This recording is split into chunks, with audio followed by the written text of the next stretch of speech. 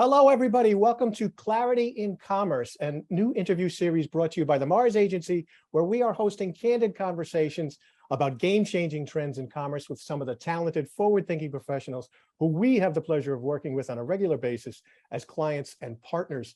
The goal is simple. It's to help you better understand how to navigate the increasingly complex world of connected commerce by giving you a chance to learn from some of these experienced and successful professionals. Our topic today is a practitioner's guide to optimizing retail media.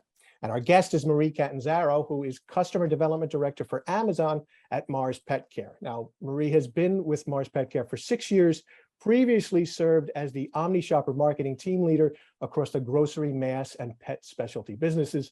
Before Mars, she worked in consumer and market insights at Procter & Gamble. So Marie, thank you so much for being here and welcome to the stage.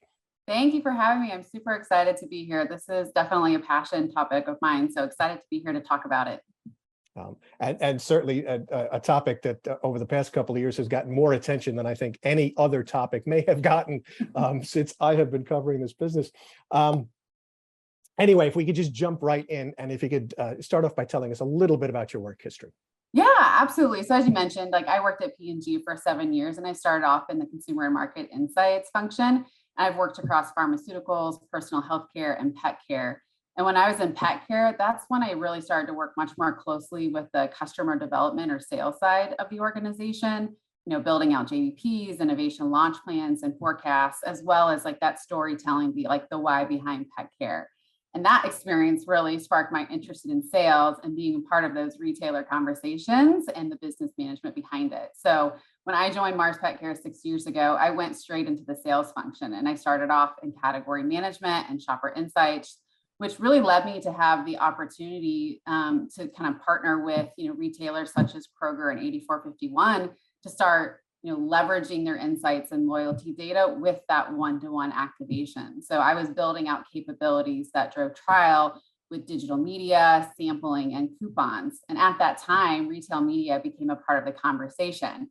And I remember telling my VP at the time, this is absolutely going to change the way we do business. And we need to start building capabilities now and have a plan for how we want to approach this, because they haven't figured it out quite yet, but they will, and we're going to want in. So that was the start of building out a framework of where we want to invest, choosing the right agency partners that can combine both the traditional retail and the digital experiences, as well as building out a team to define the strategy, the execution, and the measurement. So about a year and a half ago, I took on the Amazon business as the customer development director, which has been a great opportunity to get experience both in the traditional sales side, but also leveraging my background in retail media, as obviously Amazon advertising is a significant part of our how to win strategy with this customer.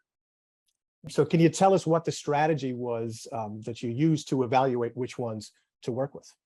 Yeah, there was kind of two different sets of criteria that we used to determine which retail networks to work with. First was really more like the business objectives, and then next were around the fundamentals or the quality of the retail media network. So business objectives are going to differ, but in reality, taking a step back and looking at the retailer itself. Is the retailer a priority within your business strategy? Do they have strong category growth projections? Do you have a great relationship with the retailer? And then frankly, how connected and involved is the retail side with advertising? More often than not, the advertising side would try to meet with us, separately. And the retail side wasn't included. And that usually meant maybe it wasn't necessarily important, or the retailer wasn't necessarily educated, or it wasn't a priority for them at that time to leverage retail media to grow their business, which is either, a lack of awareness, or they truly have other priorities or opportunities that they think would help them be more successful. So thinking about it from a business objectives lens. And then there's really 4 areas that I think about in terms of the quality of the retail network. So those are on-site fundamentals, audience and inventory, measurement, and then simply results. So if you start with on-site fundamentals, I would suggest building a cross-platform assessment tool so you can compare retail media networks against each other, as well as how they stack up versus national media platforms. So I'll kind of go through what I mean by that with starting with on-site fundamentals. So, if you think about on-site fundamentals, it's really about how do your products show up online. So from a product details pages and category navigation standpoint, do you have the right number of images, the right order of images? Are the images from the last decade, as we've seen in some cases? What about ratings and reviews? Can shoppers actually research products within the retailer's platform? Can you update the bullet points and the content to truly make your product searchable? So stepping back and saying, can I ask yourself, do I want to spend money to drive traffic to this page? And does my product show up well? Because if your products aren't showing up in the way that enhances your brand equity, your shopper is already getting a subpar experience with your brand. The next one is audience and inventory quality. Digging into some of these retail media networks, we started to realize that they would showcase a really broad audience that you could go after. But a lot of times it's modeled. It's not necessarily one-on-one. So you want to make sure that is this truly one-to-one, or are they taking their one-to-one data and then modeling it out? Because you can probably go after a modeled audience much cheaper if you went through a different network versus using the retail media network. The other question to ask is does this retailer reach a unique audience? So do they have an interesting buying behavior, a demographic, or category gap that they can provide a solution for? And do they have the inventory available where you want to be? Is there any way that you're extending your reach by partnering with them because they have a unique inventory that you can't go after with anybody else? And then lastly, I would say from an audience lens, finding out if you can target who you want. For example, competitors. And is the audience that you're looking for sufficient enough? So I had an opportunity where I was talking with a network and they could only identify, for example, a very small portion of pet owners. So if we were to invest in any degree, we would have oversaturated the market because they just didn't have enough an audience set. So I went through the audience, and then I think measurement, quality, and quantity is a huge one. So are you getting your data back, for example, in a one-time Excel spreadsheet, or worse, a PowerPoint that is being delivered weeks after your campaign has ended? Or do you have access to real-time data at any time during your campaign? And then asking yourself, is the retailer providing a breadth of metrics beyond just CPM impressions? Are they getting granular enough to understand performance by campaign, by audience, and by tactic? And then the big part of this measurement is, are you getting ROAS or are you getting ROI? So companies have a lot of different definitions here, but ROAS for me is return on attributed sales, and ROI is return on investment, with incrementality included in the measurement. So it's not just attributed, it's actually direct. A majority of retail media networks will sell ROAS because it's the easiest to calculate. You don't need a lot of statisticians to be able to pull it together. And it's usually a huge number with no real benchmark. So in fact, a lot of retail networks will just measure against previous brand buyers. So you want to watch out for that, because your ROAS will be extremely high versus other ROAS you may see elsewhere. So just making sure you get a very clear understanding of how they are measuring and what you are actually measuring against, because you can't take ROAS to the bank, but you absolutely can take ROI. And then the last one that I mentioned is results. And for me, this means a couple of different things. So are you getting your data back across multiple campaigns and brands with really strong performance? And then how is that retail network actually performing themselves? Are they approaching you with quality recommendations, responsive answers, and on-time delivery of both execution and measurement? And at the end of the day, they want to be viewed as media companies. So are you getting that same level of service as you are getting with any other media company?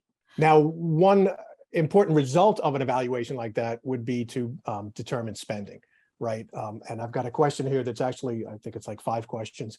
So I apologize for how much we're putting you through here, but if I could ask it a couple of different parts about spending. First off, how do you determine the best investment levels at a particular network and across retail media networks? Yeah, that's a great question. As many of us are well aware, the networks are happy to provide their opinion here. But in my opinion, once you know that those on-site fundamentals are met, you should probably consider at least testing, right? Building enough, use cases to determine the value of this investment.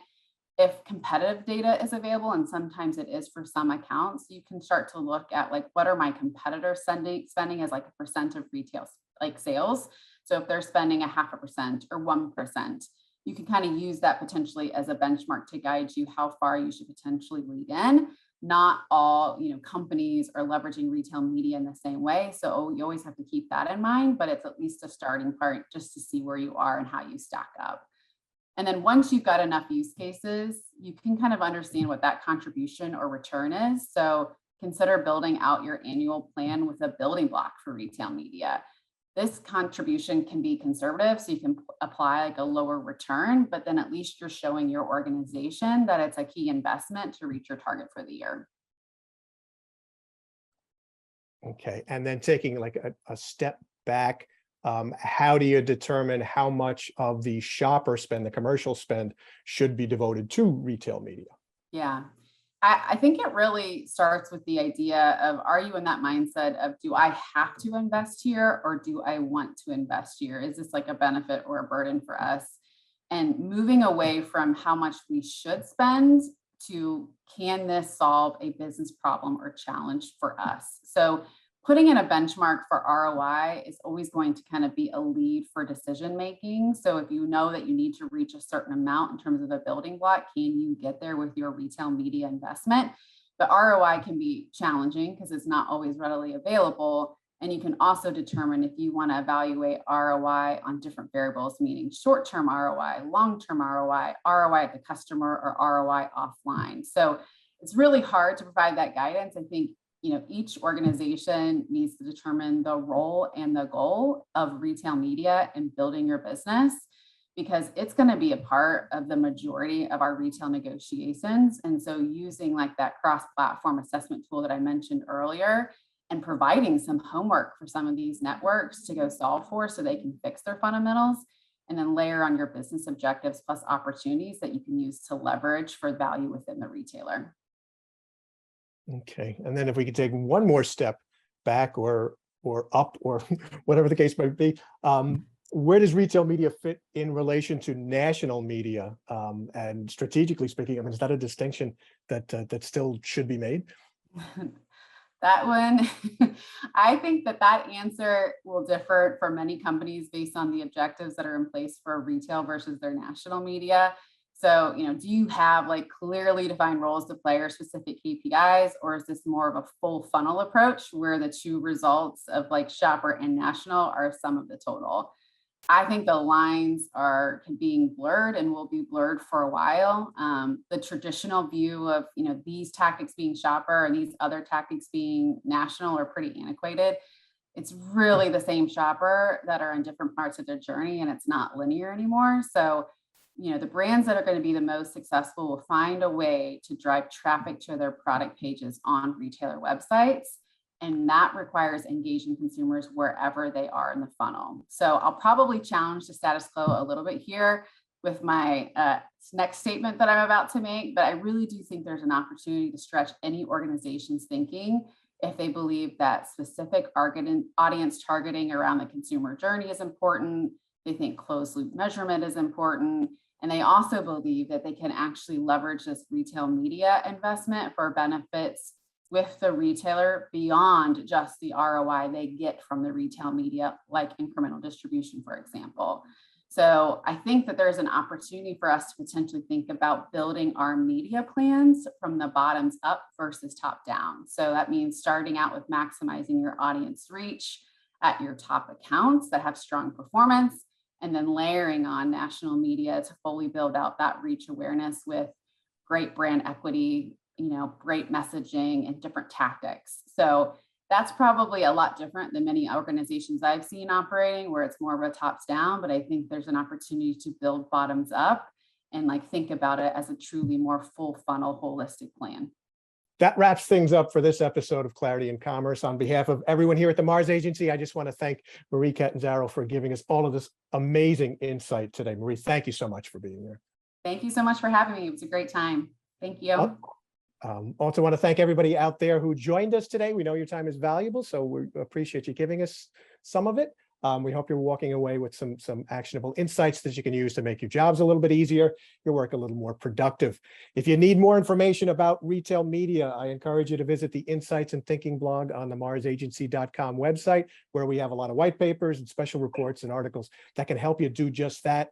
Specifically, we just published the first edition of our retail media report card, where we evaluate the strengths of 11 different networks across 63 different criteria, including some of the things that Marie mentioned as important fundamentals to understanding how to work best with retail media networks. Thanks again. We also hope to see you back here in a couple of weeks for the next Clarity in Commerce. Have a great day.